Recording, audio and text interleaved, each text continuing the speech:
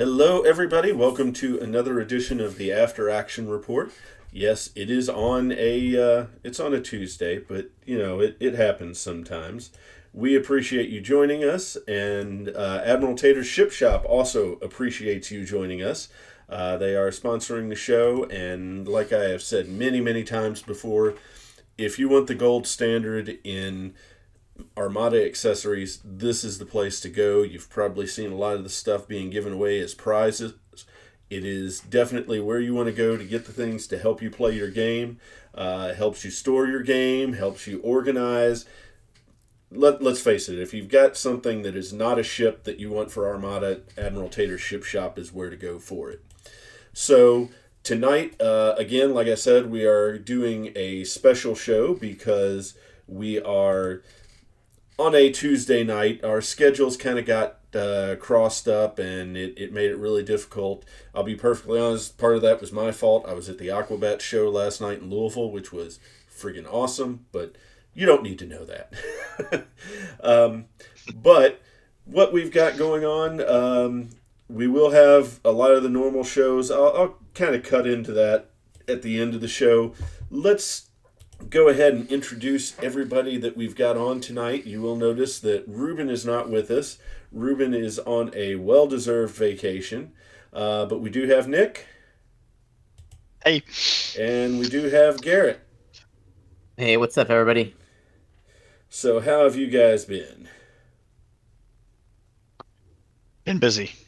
It's been a busy summer. Yeah, I can relate to that. And I don't think it's going to get any slower for me anyway. I've been pretty busy too. I've been well though. Playing a lot of Armada, a lot of events. Got our campaign going, and then Yep. and everyone in the Armada community is like planning this year's competitive circuit and stuff. So there's been a lot of talk about that. I noticed that there is this big East Coast circuit that was announced, and I put some information about that on both the Discord and on the Facebook. What all do you know about that? So they're East Coast, New Jersey, Connecticut, Pennsylvania, New York, that area, and so they're setting up, tournaments they can play in each one, and they have a great selection of proxy prizes. Like they've got a guy, I think his name's Mac, or not Mac, but maybe it is MAC, but not the other Mac you're thinking of, not large pack. Not the guy that embarrassed me at Worlds. Yeah, he prints really cool translucent ships, which are really neat.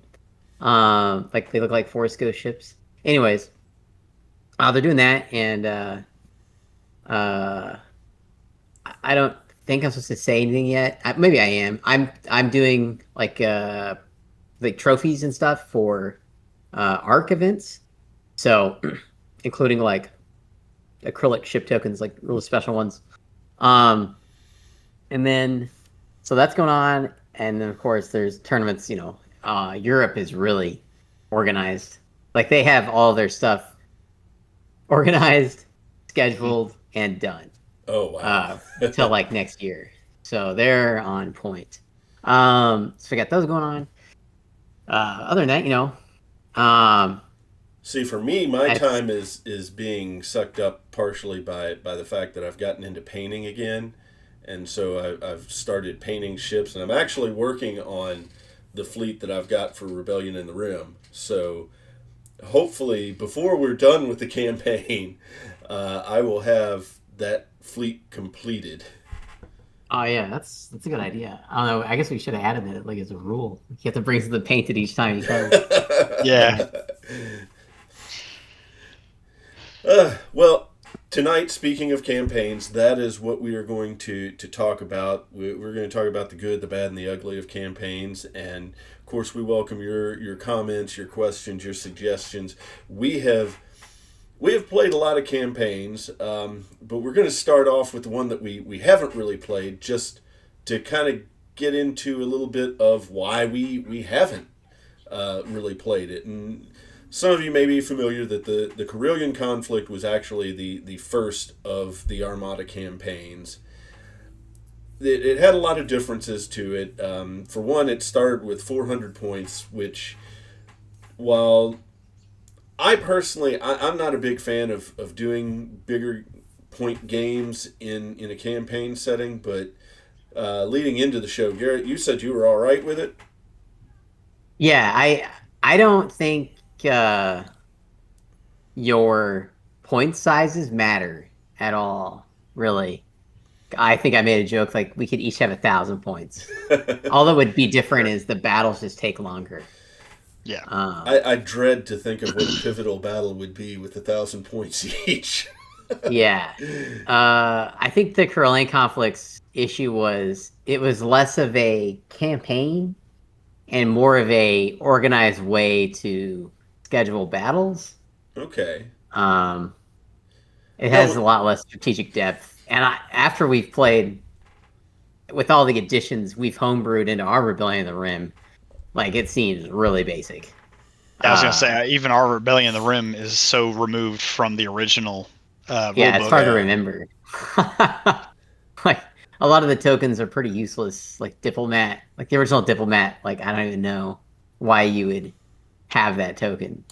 Yeah, well, we changed how all the map stuff works, and so it changed how like the diplomat token. Diplomat token used to be, if you had one, you picked a sector at the beginning of the phase, and then if your opponent attacked any place in that, they got low morale. Yeah, I want to say you could hide your base in Coreillian Conflict, but I don't remember. Rebels were hidden in Coreillian Conflict. Okay. It's kind of like it's similar like to Rebellion, the board game, where Empire's trying to find rebel bases and rebel presence. I don't like a lot of that asymmetric. Like I can understand why you play with that kind of asymmetric strategy. It's one thing to play a board game with some friends. It's another thing to play like months-long campaign where when you're playing with incomplete information like that, you're playing with a lot of like hidden information, and one team is maybe more experienced than the other. You don't realize how far behind you are, or how bad you're losing until like way later, and it invalidates like weeks and weeks of like, oh, we didn't realize we lost 4 weeks ago. Why didn't we just call it and start over or do something different? Yeah, because Armada's not an asymmetric game like Rebellion, so it's kind of shoehorning. What's wild is this came out in 2016. I didn't realize it's that old. Wow. That's like a year after Wave 1. Or 6 months after Wave 1, I think. Well, for me, really, Coreillian Conflict is missing the one aspect that I really appreciate in campaign games, and that is the development. You know, while you can purchase new ships and everything, you don't have the added benefit of the Admiral in there that you're trying to create your own legend, essentially. I think that's the magic of Rebellion of the Rim. Is the custom admirals, because then it makes playing the game totally different than having like Riken or Thrawn or whatever. Yeah, just something different. I also like how you can like change your commander ability. Like if you're just having the worst time ever with what you're doing, like you can change it. Yeah, you're not locked into something. Campaign. Yeah, and I mean, it gives me. It's pretty realistic too, because I mean it's kind of like you're learning your lesson. You're like, okay, this isn't not working, so it may not actually be the Admiral themselves changing. It may be the Admiral making its command staff more adaptable. So I like that a lot. Yeah, and it has to do like the commander abilities. You spend you gain experience, you spend experience. Because the limitations on the commander abilities, you're locked at, I think, is it 4 experience? Or 4 tiers? In the core, you're locked to 4 tiers. In our version, we've moved it up to 6 because, believe it or not, 4 tiers is pretty restrictive, especially if you play through the full campaign. Yeah, we do that too because if you win, like you're only getting 1 experience point, but if you lose, you get 2. And sometimes 3 if you're like really far behind points or something, like fleet building wise. And so with 6 tiers, like we're trying to supercharge your fleet. So you can have 2 like tier 2 abilities or something crazy. Like if you lose like 3 games, you can lose 3 games in a row, hit level tier 2, um, potentially hit a tier 3 at the end of like your third loss.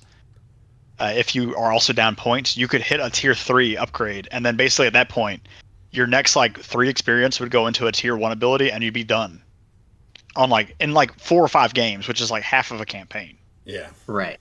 And so giving it 6 means that like if you're losing a lot, you have a little bit more room for like to swing back. And I just feel like with the 4 being locked in, with the way you gain experience and how quickly you can like lock that out, it does kind of encourage you to be like, well, do I really need this upgrade anymore? I'm going to trade that out. I'm going to spend experience and I'm going to switch out this ability. But I think being able to get like a tier 3, like your one tier 3 ability, and then get like a tier 2 around with some other things. Yeah. I kind of feel like maybe we should not allow you to be like a master of 2 different,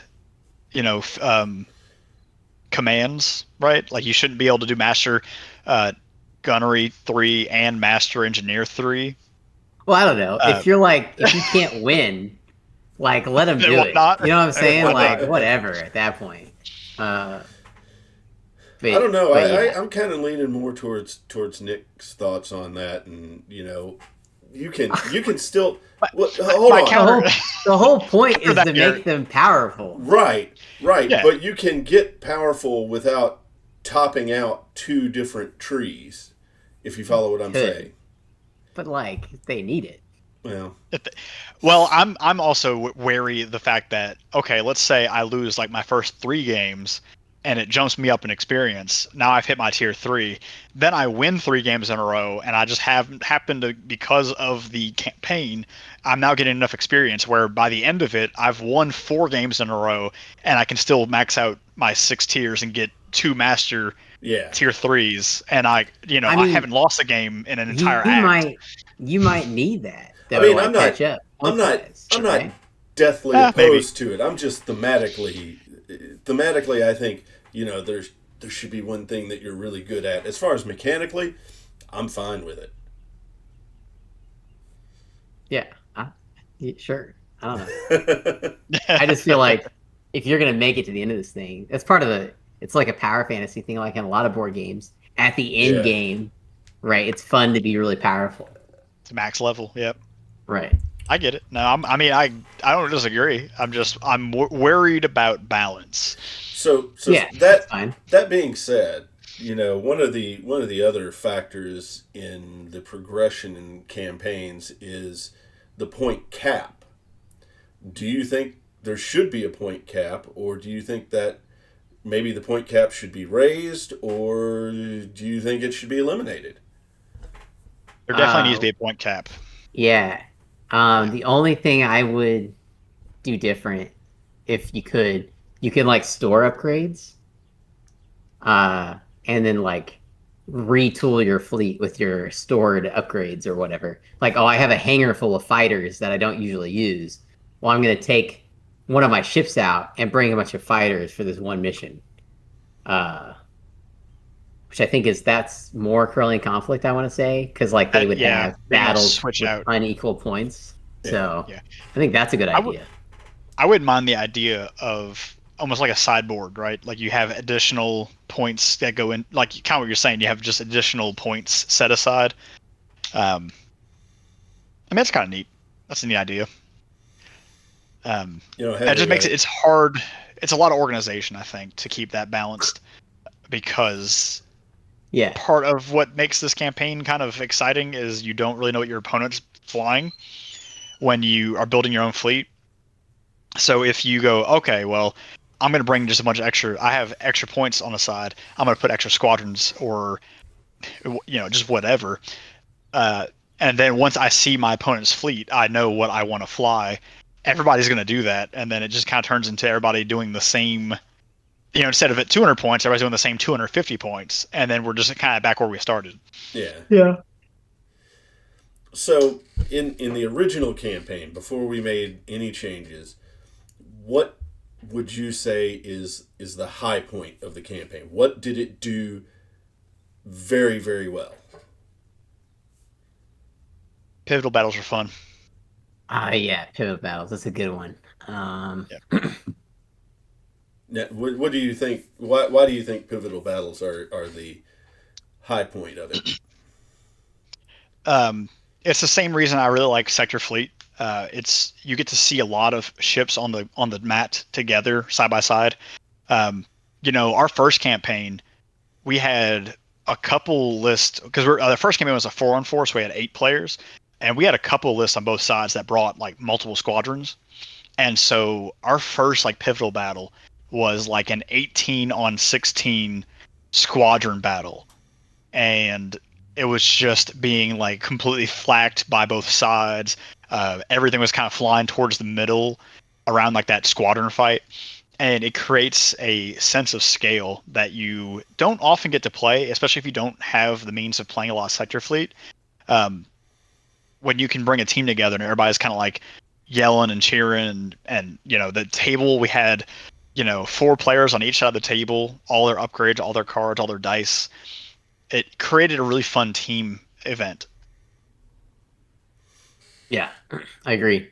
I say my favorite part, I think the original did well, is the idea of each planet has a different strategic outlook. If you go fight there, it has different upgrades you can get, different objectives that can be played, and then there's a token you could potentially get. I just think that idea that planets have different values is really neat. Compared to Coreillian Conflict, where each planet was just a campaign point potential. So yeah, I think that's good. I think it had all the components. It just didn't have enough time in the oven at FFG to flesh it completely out. And for me, I'm going to be the broken record saying again, it's the progression of the fleet that did it for me. But that's more than just your admiral. That is actually adding components. It's being able to this is what my fleet is doing well, so what can I do to improve upon that, not only with my command ability, but with the upgrades that I'm picking up on other planets, and figuring out how I am going to maximize my potential with the fleet that I have. That, I think, and I also really like the smaller size. Yeah, it makes playing logistically the game easier to get through a full campaign when people don't have to commit more hours to it. Trying to remember. I was listening to a podcast when the game was announced as discontinued with X-Wing, and there was this guy who was talking on one of these podcasts. I wish I could remember what it was now, but he was the guy who made the Coreillian Conflict map. But he was like mostly an X-Wing designer. And then that got me thinking about this map. And this is just a fun fact. Like, this map is hardcore expanded universe pre-Disney when it was approved. It's got like Centerpoint Station on it, which is crazy because that's not a Disney thing anymore. And it's got all these like little like references to a bunch of the books, especially the Coreillian trilogy from the 90s. I just wanted to point that out. This map is wild, actually. I think this is probably, it's got so many Legends references. But anyways, I don't know. What else did you want to talk about, Chris, on that? With the Outer Rim, what do you think, with the initial setup, before our changes and everything, what do you think was the biggest problem, Garrett?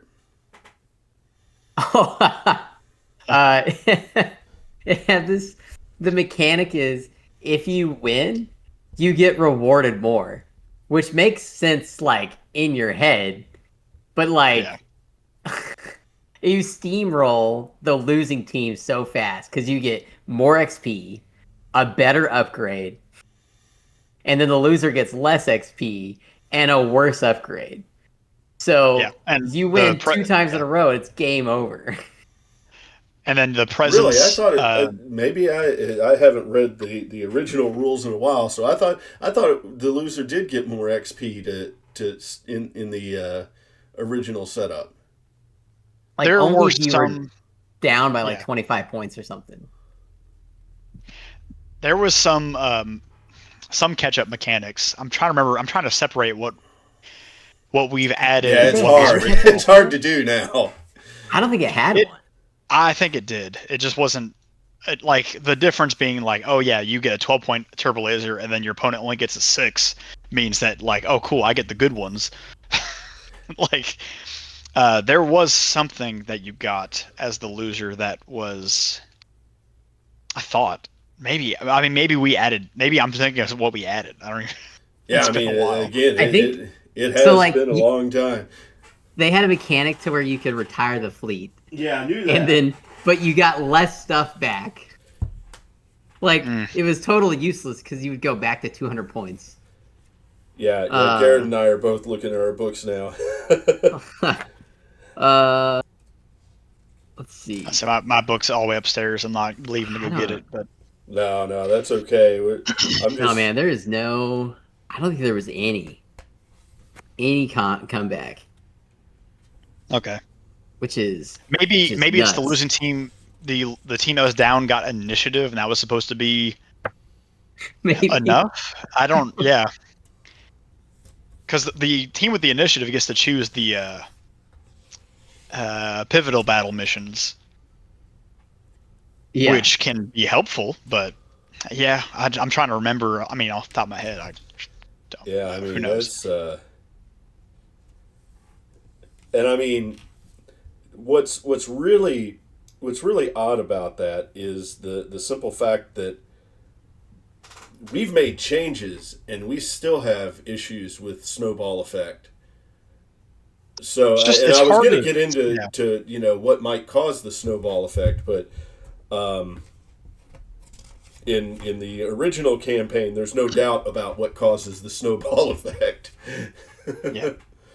Well, yeah. and it's I think it's important to remember that both the Coreillian Conflict and Rebellion, the Rim, the campaign is a really good structure to get your group to play just consistent armada with some kind of through line between games, rather than just playing the same games, same fleet every week. The reason we made all these changes was because we were all a bunch of, gamers coming off of things like Empire at War and Galactic Conquest and the old like Battlefront. We wanted to feel like we were taking planets and holding planets, building bases, and building our fleets with some kind of grand strategy. Whereas the original campaign design of just kind of you pick a planet, you fight, the winner gets the presents. They don't really matter too much. The base points only really came into play if you did a base attack on that. And we never did a base attack because the base missions were too defensive. They're too strong for Yeah. the second player. So nobody ever attacked a base because it just wasn't worth losing. So I understand, we wanted to make the game more strategic, but in a way that doesn't reward the winning team with a snowball effect. And that's taken a lot of practice, taken a lot of revisions and a lot of playtesting. And a lot of us just kind of like sitting around being like, does that sound right?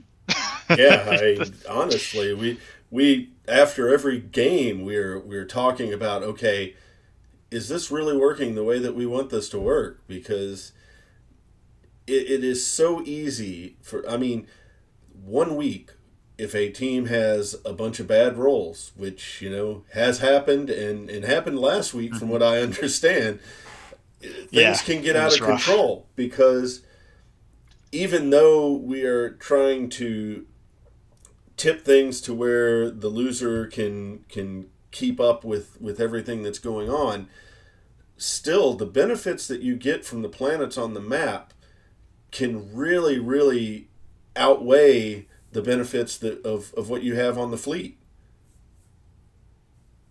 Yeah. And it's when you compare it to something like an Empire at War, Galactic Conquest kind of strategy game.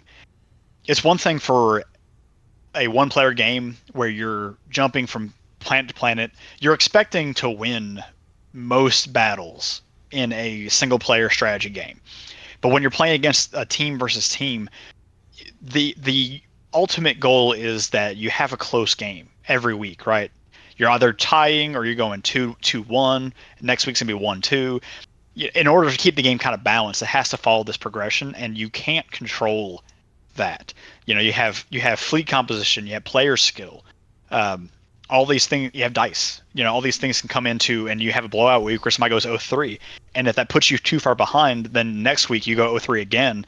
Why even continue to play the campaign? Right. Yeah, I agree. I've also toyed with this idea. I don't remember why I got shot down, but I think there was a reason. I don't think in the campaigns, it's all about winning is this collection of campaign points. Whoever has the most has initiative or doesn't have initiative, blah, blah, blah. And then once you get to a certain cap, the game's over. I think when there's a tie, like a 6-5 tie, like no presence or anything is gained. Because it's too close. Yeah. It's too close. And I feel like that would stop some of the snowball. But then I think maybe the reason I got shot down was on the flip side, if the losing team can only win barely with 6-5s, then that caps them out. So maybe like you do a condition system where if the winning team gets a 6-5 and they have like so many more campaign points, like it's a tie, and then it just gets complicated. And I don't know.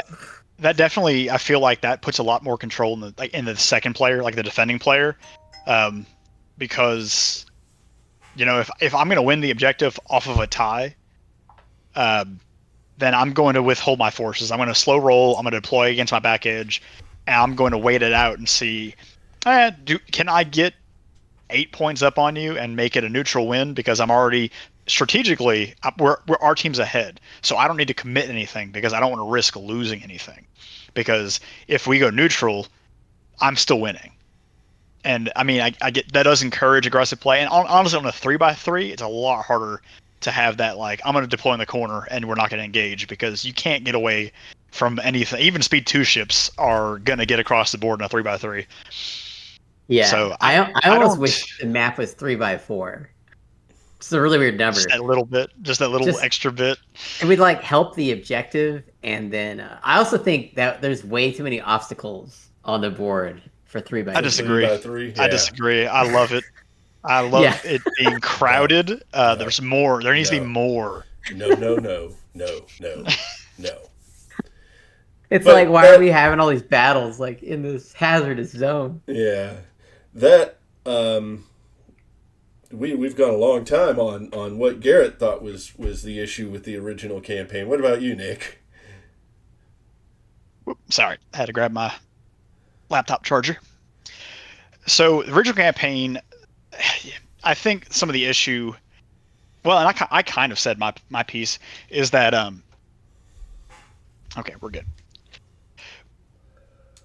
The original campaign didn't lend itself to any kind of strategic continuation.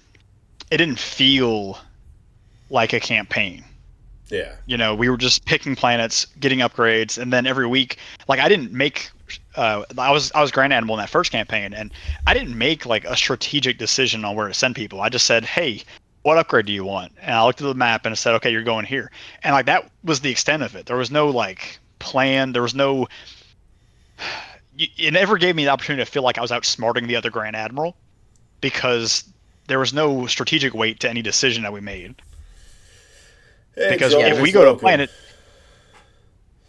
there was no maneuvering on the map. It was only on the board.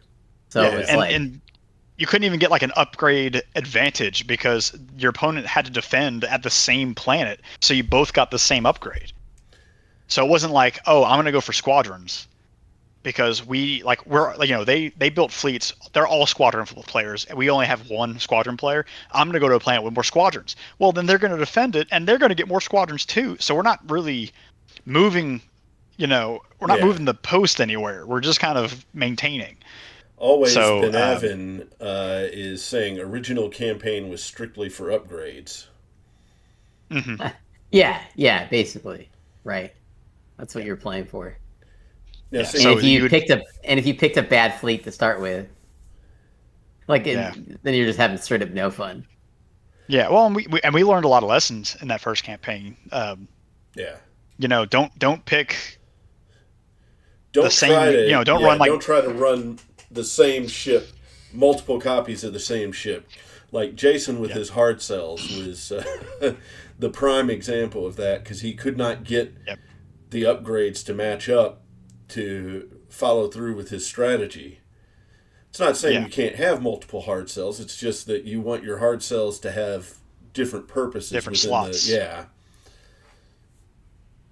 For me, I think the biggest issue with the original campaign, and actually is still a little bit of an issue with the changes that we've made, because it doesn't really flow into what I am after, which is I really like the idea of trying to find a way for an open-ended campaign. Something to where the end goal would be discussed with the group, and progression just continues until you decide that it's time to stop.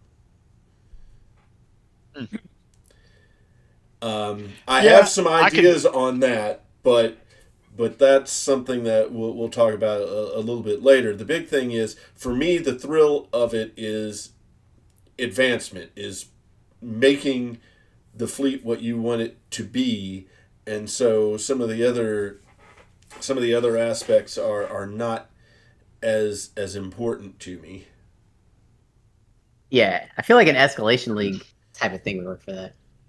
Yeah, I definitely, I think with the way, especially the way we have it now, the biggest change I think we made that has really fixed, quote unquote, the campaign was the map and creating the actual connections, because now it feels like, oh, I'm going here because this location is important, not just because it has an upgrade I want.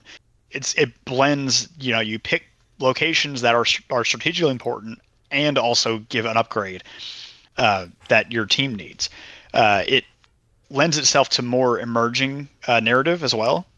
Yeah. Because, like we all took time to come up with our own commander names and fleet names and everything. Let's do something with that, let's make this more unique than just we're playing Armada every week. And I guess where I'm saying, the upgrades and everything are important to me, I should amend that by saying I like the narrative that is generated as you progress your fleet. While I have not been engaging in telling the stories this time, simply because my time has been limited in being able to put together those stories, it has not been something that I've been able to focus on as much as I'd like to, because if I can't do it well, I'm not going to do it. The idea of continuing the narrative of your fleet and the narrative of this part of the galaxy is something that intrigues me tremendously. So Yes. what are some ideas that you would like to try moving forward?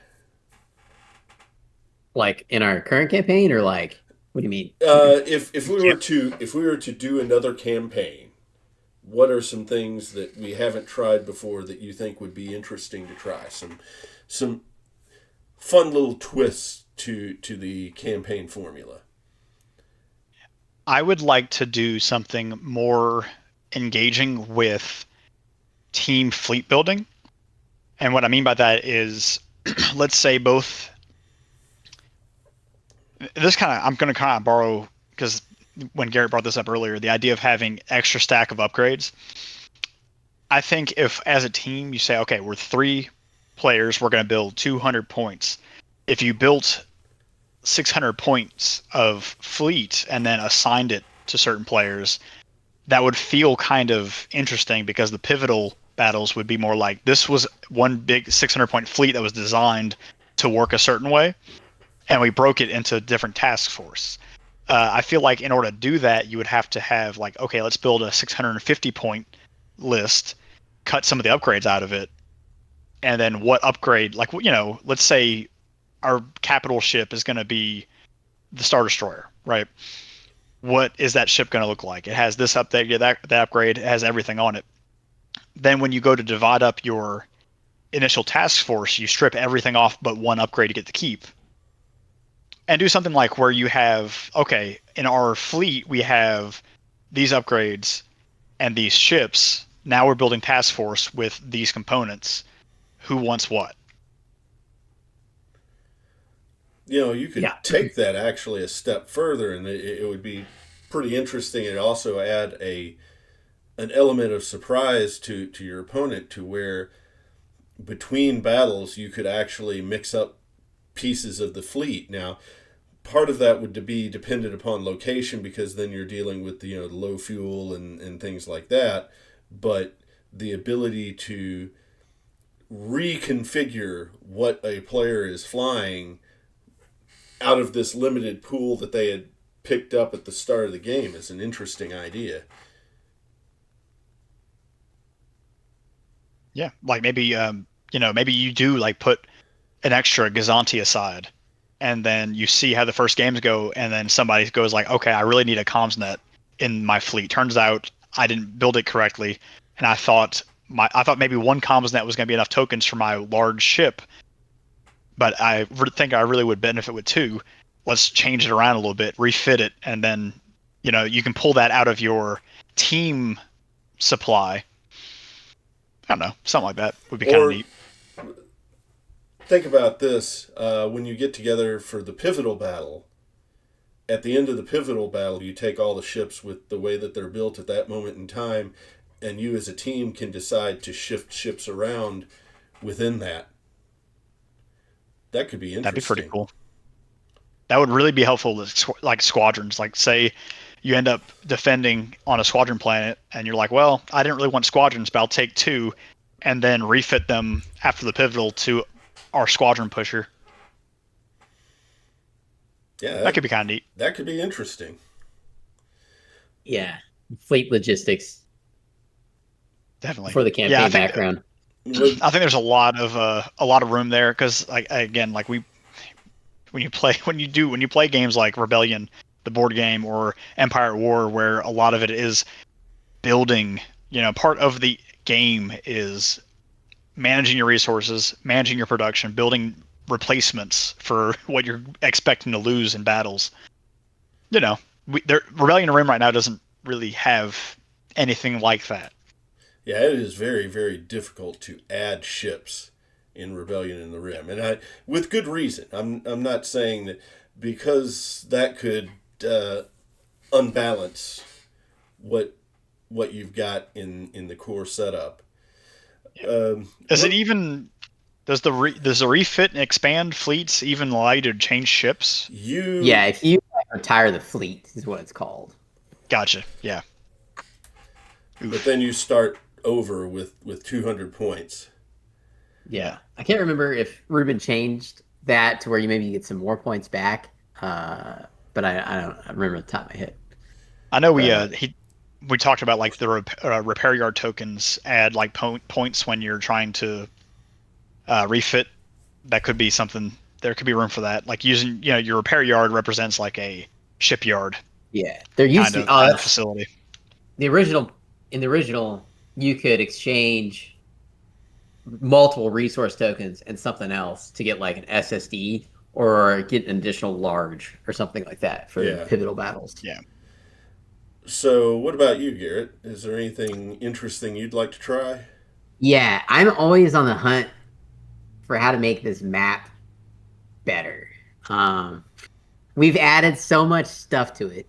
Lanes, different planet resources, change how the objectives work. And we can't seem to make it to where you're not doing the same stuff each campaign. The same planets are always chosen for opening bases, and then like the same planets are always opening attacks, because the resources like ally and resource is obviously super good. And then like those planets are also in really good locations. So I don't know, maybe AI can help me create generative maps or something. I don't know. I just feel like if you could reorganize everything, it would just make it different. I don't know. I mean, I don't know that both teams basically always starting with 2 resource planets is necessarily a bad thing, because resources are. I agree. Yeah. I'm saying, but they're like the same. They're planets. the same planets. Yeah. So you have an idea. Yeah. So then you're moving around the map in the same places. Yeah. That's what I'm trying to say. For me, I have just a really, really out there thing that I would love to try, and this has to do with I've been playing a Necromunda campaign here lately, so I really like the multiple players in there playing different factions, and I just had this idea for a pirates version of this, to where you don't have teams, you have individual pirate factions within the Outer Rim. You can mix up ships from any of the factions, but you can only have one medium at most, and everything else has to be smalls. And I'm all in. And then you're trying to conquer territory for your pirate empire. And I think there should be one Imperial player who's bopping people. I think that should be a rule. Yeah, this is, what's it called? Star Wars Outer Rim. Mm-hmm. The board game. It's like what that is, and it's awesome. JBC said, JBC98K said, I'll play that, Chris. And Joel says, I think that's an excellent idea. Yeah, I know Dottie and Nexus are making a Scum faction, so we could use their work and rip off their hard effort for some pirate ships, design wise. I'm all in on that. The pirate thing. I would love to be my own mini Talon card. The problem, and I've been thinking this through for a little while, and the problem that I was having with it was the challenge phase. Okay, so where with a team, you have one team has the initiative and says, I'm attacking here, and then the defending team says, well, I'm going to defend.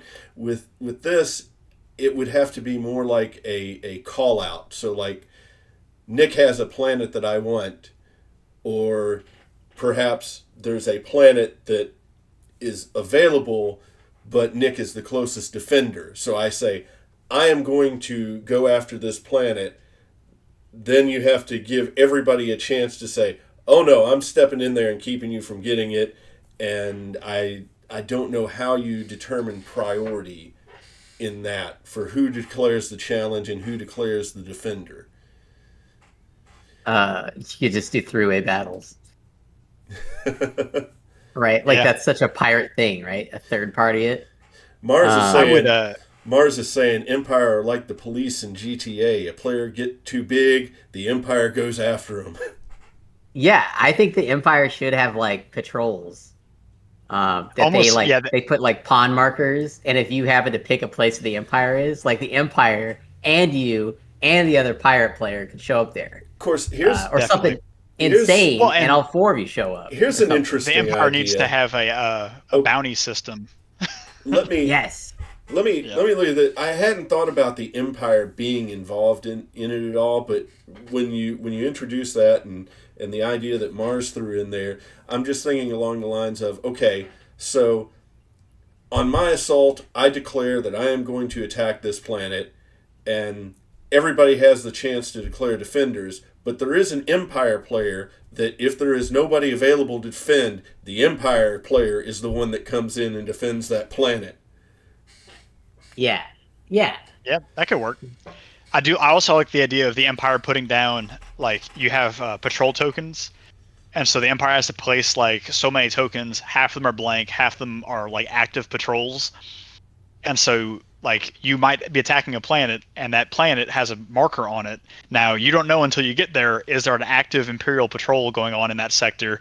And then you flip the token, and it's oh, now you're gonna have an Imperial fleet to contend with, and then it changes the objective and the whole dynamic of the matchup. And my diplomat token is going to be used to buy off the Empire. You're going to look the other way for this. Yeah. Oh Yeah, man. I mean, there's so much room for that because you could even have it like, in that case, you could have a diplomat token, or like not diplomat token, just like any kind of token effect to be like, oh, Empire's here, okay, I'm spending my token, I'm deploying last. So then, like, you're forcing the other pirate to deploy first, then the Empire, and then you deploy at the end because you your hyperspace advantage out. of like, yeah, and you go like, oh no, I'm getting out of here, I'm coming in on round 2. Now I want to see, and maybe we do this in Rebellion, but I want to see more like narrative decisions where like, why can't I be playing a rebel faction where my fleet is using a stolen raider? I'm using an Imperial Oh my raider gosh. with in a rebel list, right? And because that's the rebellion, right? Like it was stolen ships all the time, stolen fighters all the time.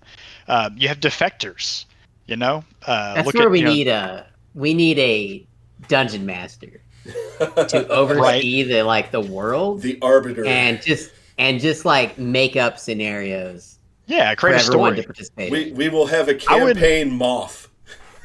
Yeah, I that's wouldn't like mind, what we need. yeah, exactly. I wouldn't mind having or storytelling, and then have like asymmetric battles where, okay, you're gonna do a game where you're like, okay, so Garrett and Chris, you two are fighting, but then on turn 3, Chris's ally is going to hyperspace in and deploy from like the third board edge, and it comes down to like Garrett has the objective is to either destroy a ship by the third round, or like escape with so many points remaining, and you create more asymmetric objectives that can create a fun story and fun challenge for different players. But you would kind of need like a dungeon master kind of storyteller to help kind of facilitate that, because what we're trying to do is more of a very balanced team competitive game, Yeah. and not so much a like when you play if I sit down to a tabletop RPG, I'm not really thinking about like, is everybody balanced and on a equal competitive level, right? Yeah. Oh man. Yeah, if we could put that together. Uh I have lots of Star Wars scenarios in my head. Oh my Well, gosh, yeah. Joel My Joel God. just put up a wall of text here that I feel I need to share. Okay. I think any way to make 3 or more factions playable would be amazing. Same reason why I like EAW, Forces of Corruption, over the base game, and Thrawn's Revenge over either. It also balances power a lot, just because if one gets too big, the 2 others can gang up on them, maybe even combine fleets. Also adds the opportunity for betrayal, have a CR-90 open fire against a previously allied fleet. Lots of narrative possibilities. It'd be a lot of fun. Yeah.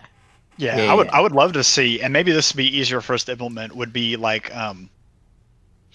if when you lose matches, if you're down in campaign points, then you get like special cards that are hidden secret information, and you can do something like that where all of a sudden you play at the beginning of the battle, you play your special card because like, oh, I'm losing, my fleet's been destroyed 3 times in a row, my team's down on campaign points, we've all got special like one-time use cards, boom, I'm playing this, now I've got an allied small ship, we've got hired pirates who are coming to our cause, because if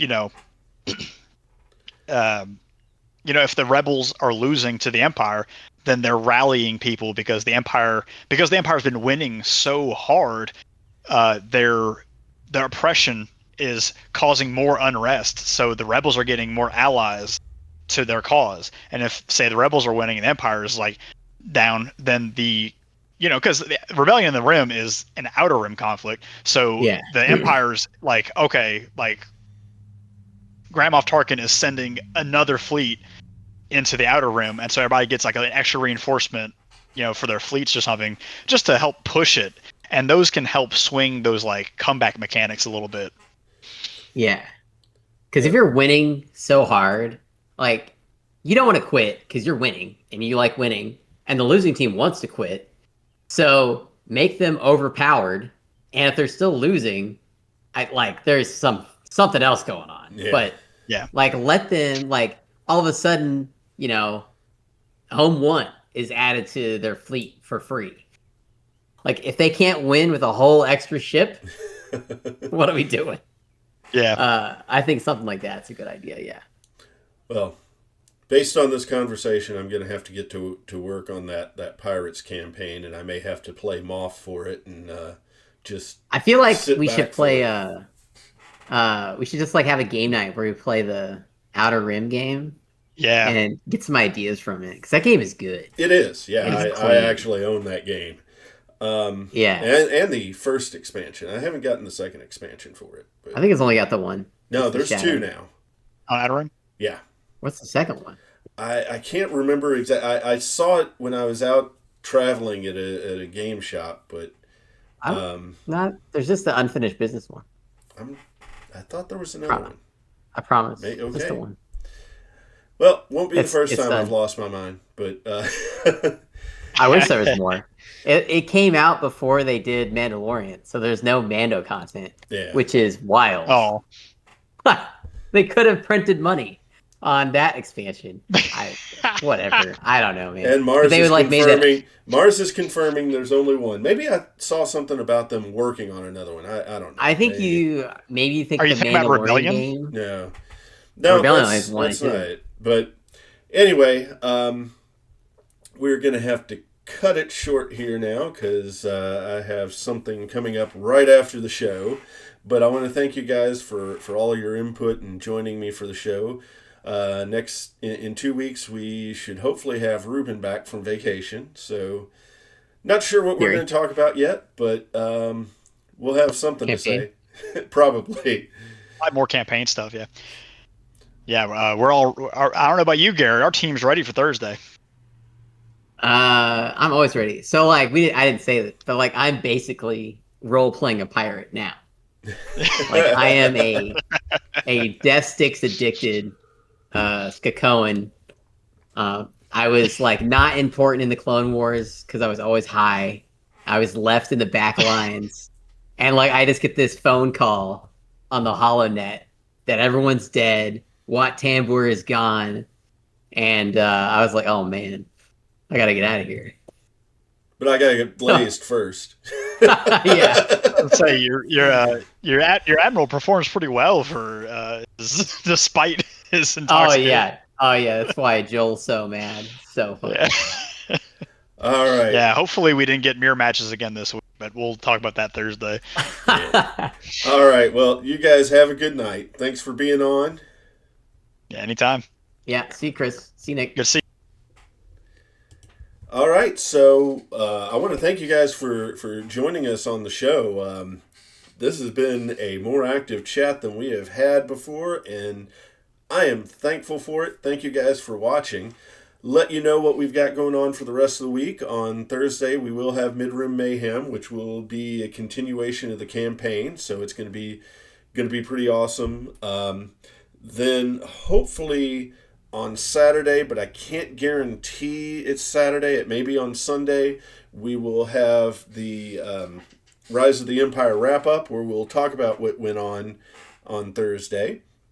Then on Sunday evening, we will have our typical Swoder stream. We're going to be doing some more flashpoints on there.